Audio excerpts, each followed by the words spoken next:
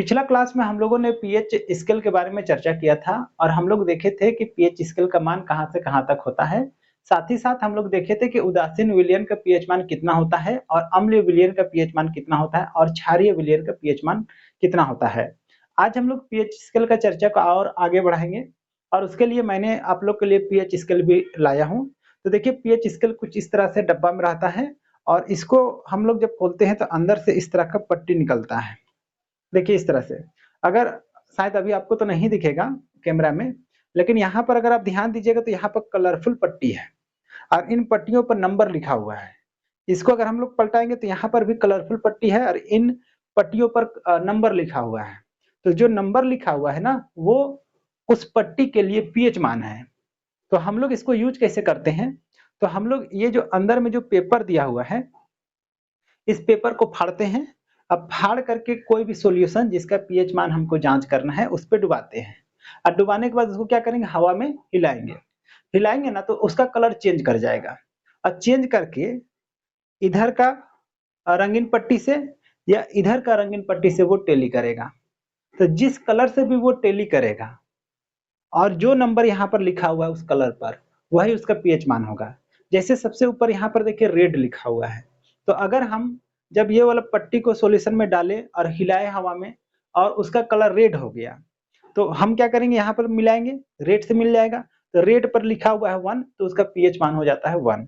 तो इस तरह से हम लोग का ये पीएच स्केल है और इसका उपयोग किस तरह से करते हैं वो हम लोग का हो गया। तो इसको चलिए रख देते हैं और हम लोग अब चर्चा करते हैं आगे का। तो देखिए, अब हम लोग को यहाँ पर देखना है कि पीएच जो कि कुछ महत्वपूर्ण यौगिक है उसका पीएच मान कितना होता है। तो जैसे देखिए यहाँ पर लिखा हुआ जठर रस, देखिए यहाँ पर जो वर्ड लिखा हुआ रहता है ना, उसको अच्छा से समझना जरूरी रहता है। जैसे हम लोग जठर रस का पीएच मान है 1.2, तो रियल में आपको ये समझना जरूरी है कि आखिर जठर रस होता क्या है। तो जठर रस क्या है, तो देखिएगा जब हम लोग खाना खाते हैं तो खाना जो है वो गला से उतर करके यहाँ पर जमा होता है, जिसको हम लोग हिंदी में अमाशय कहते हैं और इंग्लिश में स्टोमच कहते हैं। दैनिक भाषा में हम लोग रियल में पेट इसको कहते हैं ना, लेकिन ये दैनिक भाषा के लिए पेट है। हम लोग का रियल में साइंस में ये पेट नहीं है।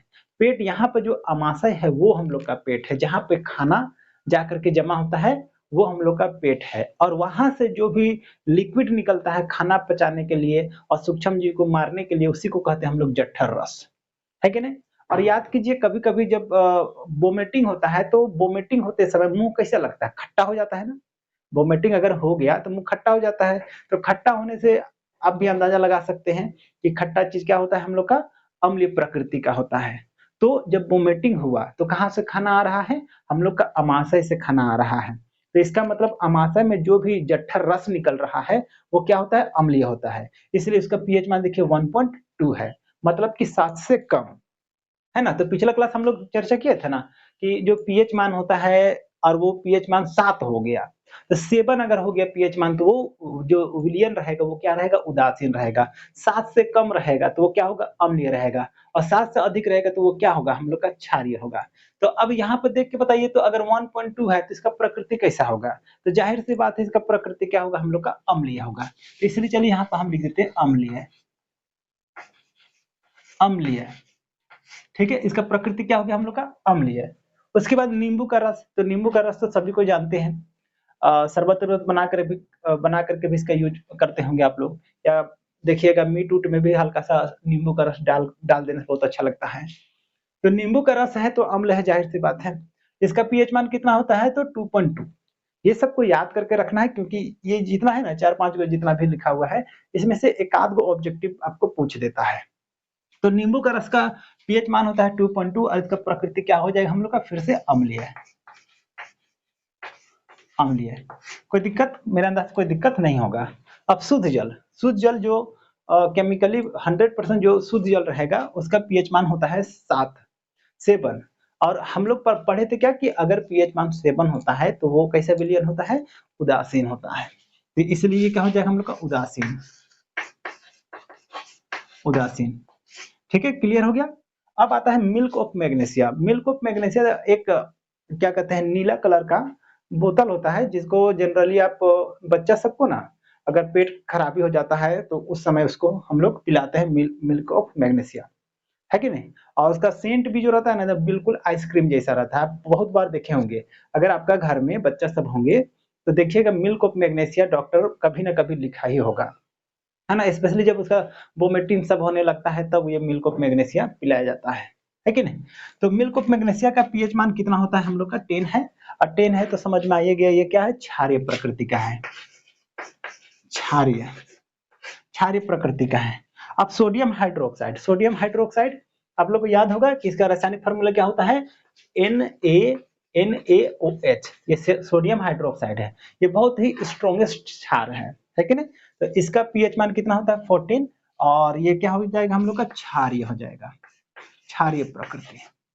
तो इस तरह से ये जितना भी दिया हुआ है ना, क्या है? 1 2 3 4 5, 5 में से एक आपको ऑब्जेक्टिव में पूछ देता है, इसलिए इसको याद करके रखिएगा। अब चलिए देख लेते हैं हम लोग का कि दैनिक जीवन में पीएच का क्या महत्व है। तो अगर पीएच का हम लोग इतना चर्चा कर रहे हैं, तो इसका जरूर कहीं ना कहीं इंपॉर्टेंस होता होगा। तो इसका ना हम लोग का दैनिक जीवन में भी बहुत ज्यादा इंपॉर्टेंस है, इसीलिए हम लोग को पीएच वैल्यू जानना पड़ता है। तो चलिए देख लेते हैं कहाँ कहाँ इसका हम लोग को जरूरत पड़ता है। तो पहला, हम लोग का शरीर में है, हम लोग का शरीर का जो पीएच मान है ना, वो कितना होना चाहिए? तो 0.7 से 7.0 से 7.8 तक होनी चाहिए, मतलब उदासीन से हल्का क्षारीय होनी चाहिए। लेकिन अगर यह मान कम हो जाता है, अगर यह मान कम हो जाता है तो क्या हो जाएगा? हम लोग को बुखार हो जाएगा। यही चीज लिखा हुआ है कि हमारे शरीर का पीएच मान 7.0 से 7.8 है। यदि यह मान कम हो जाए तो हमें बुखार हो जाता है। तो इसलिए अगर आपको बुखार हो जाता है, तो कभी-कभी अगर ब्लड जांच होता है तो उसमें पीएच मान भी आप लोग को वहां पर जांच पे लिखा हुआ रहता है पीएच मान भी, है कि नहीं? तो पीएच मान से बुखार भी हो जाता है। अगर हम लोग का पीएच मान इतना से 7.0 से 7.8 से अगर कम हो जाए, तो हम लोग को क्या हो जाएगा? बुखार हो जाएगा। तो सोचिए पीएच का क्या है हम लोग का? अब हम लोग का बॉडी से भी रिलेशन है पीएच मान का। पीएच मान कम ज्यादा नहीं होना चाहिए। तो चलिए अब देख लेते हैं कि वर्षा का जल जो है ना, मतलब पानी जब बरसता है उस समय सल्फ्यूरिक सल्फर डाइऑक्साइड है ना, उस गैस से रिएक्ट कर जाता है, और वो सल्फ्यूरिक अम्ल के रूप में थोड़ा-सा प्रकृति उसमें आ जाता है। तो अगर वर्षा जल का जो पीएच मान रहेगा वो 5.6 से कम हो जाए, तो वैसा स्थिति में उस वर्षा को आप कहिएगा अम्लीय वर्षा। अम्लीय वर्षा किसको कहेंगे? अगर वर्षा जल का पीएच मान 5.6 से कम हो जाएगा तो उसको आप क्या कहिएगा? अम्लीय वर्षा। अब अम्ल वर्षा के बारे में जानकारी रखना इसलिए हम लोग को जरूरी है, क्योंकि अम्ल वर्षा जो है ना, वो प्राचीन इमारत हुआ या तो जलीय जीव हुआ, इन सभी को बहुत ज़्यादा नुकसान पहुँचाता है। यहाँ तक कि हम लोग का आँख को भी मोतियाबिंद जैसा या तो स्किन कैंसर जैसा बीमारी भी उत्पन्न कर सकता है। तो इसलिए हम लोग को अम्ल वर्षा का भी जानकारी रखना पड़ता है, और ये जानकारी हमको कब होगा? जब हम लोग पीएच स्केल का उपयोग करना और पीएच वैल्यू याद रहेगा तब। तो पीएच मान अगर 5.6 से कम हो जाए तो उसको क्या कहेंगे हम लोग? अम्ल वर्षा कहेंगे। वही चीज़ लिखा हुआ देखिए, वर्षा जल का पीएच मान 5.6 से कम हो जाए तो वह अम्लीय वर्षा कहलाता है। यदि अम्लीय वर्षा जल यह अम्लीय वर्षा जलीय जीवों को तथा प्राचीन इमारतों को बहुत नुकसान पहुंचाता है। आप लोग जानते होंगे या तो आप लोग सुने होंगे कि जो ताजमहल का जो कलर है ना, वो धीरे-धीरे वो धूमिल होते जा रहा है, उसका कलर जो है वो डिसलाइक होते जा रहा है। अ, उसका कलर धीरे-धीरे क्या हो रहा है? कम होते जा रहा है। तो ऐसा क्यों? क्योंकि उसके बगल में एक पेट्रोल साफ करने वाला एक कंपनी था, शायद अभी भी चल रहा है। तो जब वो पेट्रोलियम को करता है ना, प्यूरिफिकेशन करता है, सफाई करता है, तो उस समय सल्फर डाइऑक्साइड गैस बहुत ज़्यादा निकलता है। अब वर्षा होते समय पानी और सल्फर गैस आपस में मिल करके क्या हो रहा है? सल्फ्यूरिक अम्ल बना दे रहे हैं, और वर्षा जल वहाँ पर ताजमहल पर बरसना शुरू हो जा रहा है। इसके चलते वो क्या हो रहा है? डिस्कलर हो जा रहा है कि नहीं? तो इसीलिए यहाँ पर लिखा हुआ है कि अम्लीय वर्षा जलीय जीवों तथा प्राचीन इमारतों को बहुत नुकसान पहुँचाता है। ठीक है? अब देखिए, अगर हम लोग को पीएच मान का सही जानकारी रहेगा ना, तो वो हम लोग को कृषि में भी हेल्प करता है। कैसे? उसको देख लीजिए। तो हमारे बगीचे के मिट्टी का पीएच मान देखिए 7.0 से 7.6 होनी चाहिए। मतलब क्या? देखिए लगभग-लगभग हम लोग का बॉडी के पीएच मान के बराबर होना चाहिए मिट्टी का भी पीएच मान। देखिए हम लोग का कितना है? 7.0 से 7.8, और यहाँ पे कितना है? 7.0 से 7.6। तो क्या है यहाँ पर तुम थोड़ा-सा चेंज हो रहा है, ये 6 हो रहा है वहाँ पर 7, तो कभी-कभी आप यहाँ पर 8 भी लिख दीजिएगा तो चल जाएगा, क्योंकि एकदम एग्ज़ैक्ट थोड़ा-थोड़ा जैसे कि अलग-अलग बुक में देखिएगा ना, तो ये जो वैल्यू है वो थोड़ा-थोड़ा इधर-उधर दिखेगा। तो इसलिए अगर हम यहाँ पर 7.8 भी कर देंगे तो चल जाएगा। तो हमको मोटा-मोटी क्या बात समझ में आया कि बगीचे का मिट्टी मतलब आप खेत में जो मिट्टी यूज़ करके हम लोग खेती-बाड़ी करते हैं, उसका पीएच मान कितना होना चाहिए? तो लगभग-लगभग हम लोग का बॉडी के पीएच मान के बराबर होना चाहिए। तो देखिए यहाँ पर बोला गया है क्या कि बगीचे का मिट्टी का पीएच मान कितना होना चाहिए? 7.0 से 7.6 होती है।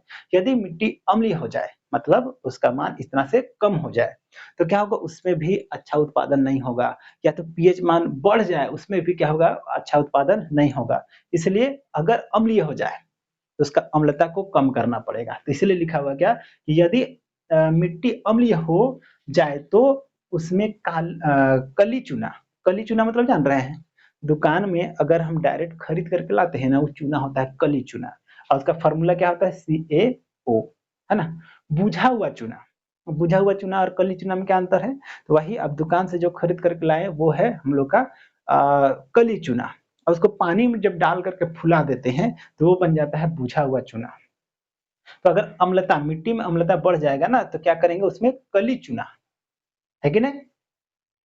कोमा बुझा हुआ चूना या अच्छा देखिए बुझा हुआ चूना का फ़ॉर्मूला क्या होता है CaOH होल 2 या चॉक पाउडर, है कि नहीं? चॉक पाउडर भी तो चूना ही है ना, मिलाया जाता है। अब सोचिए ये कली चूना हुआ, बुझा हुआ चूना हुआ, ये चॉक पाउडर हुआ, ये क्या है? क्षारीय है। तो अगर मिट्टी अम्लीय हो गया तो उसमें क्या कर देंगे हम लोग थोड़ा-सा क्षार मिला देंगे। तो क्या होगा? उसका पीएच मान बढ़ जाएगा, है कि नहीं? तो इसलिए ये सब हम लोग मिलाते हैं। उसी के उल्टा यदि मिट्टी क्षारीय हो जाए, मतलब क्या हुआ? पीएच वैल्यू बढ़ जाए, तो क्षारीय हो जाएगा तो क्या करेंगे? उसमें अम्लीय पदार्थ मिलाएँगे। तो इसी के चलते यहाँ पर लिखा हुआ है क्या मिट्टी क्षारीय हो जाए तो उसमें जिप्सम, है कि नहीं? जिप्सम मिलाएँगे और जिप्सम और ढेंचा के पत्तों से बनी हरी खाद। अभी एक वर्ड आ रहा है क्या ढेंचा? ढेंचा क्या है? सुनने में बहुत थोड़ा फ़नी टाइप से लगता है ना कि ढेंचा का पौधा। तो ढेंचा क्या है? आप लोग देखे होंगे कि बहुत सारा पेड़ ऐसा आपको दिखेगा जिसका पत्ता जो है वो इमली का पत्ता की तरह से होता है। उसी को कहते हैं हम लोग ढेंचा का पौधा। हम लोग लोकल में सादरी में उसको कहते हैं तेतरा का पौधा, है ना? या तो और ठेठ में कहते हैं भौजी, भौजी का पेड़। तो भौजी का पेड़ कहिए या तेतरा का पेड़ कहिए उसी सब को क्या कहते हैं हम लोग ढेंचा का पौधा। तो ढेंचा ढेंचा का जो पत्ता है उससे हरा खाद बनाते हैं, उसको और जिप्सम को मिलाएँगे और उसके बाद खेत में डाल देंगे तो उसका जो क्षारीय प्रकृति है वो कम हो जाता है। एक बार फिर से पढ़ लिया जाए कि यदि मिट्टी क्षारीय हो जाए तो उसमें जिप्सम और ढेंचा के पत्ते से बनी हरी खाद का मिश्रण का उपयोग किया जाता है। इसी तरह से पीएच का हमारे दैनिक जीवन में और भी बहुत महत्वपूर्ण योगदान है, लेकिन उसको देखेंगे हम लोग नेक्स्ट वीडियो में।